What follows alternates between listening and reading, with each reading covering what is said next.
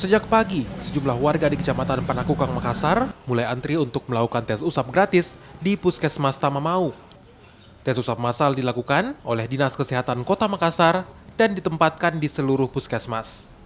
Sejak dibuka 3 Desember lalu, Puskesmas Tamamau mencatat sebanyak 233 warga yang telah melakukan tes usap dan ditargetkan 522 warga hingga 23 Desember nanti.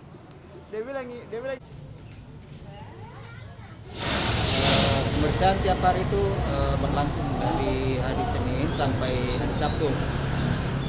Jadwalnya itu kalau hari Senin jam 10 sampai jam 12.30, Senin sampai Kamis, kemudian Jumat agak maju sedikit, kemudian Sabtu jam 10 sampai jam 12. Yang kami periksa di sini adalah kalau kita lihat tiap hari itu berkisar 30 sampai 60 orang yang datang untuk memeriksa pasien.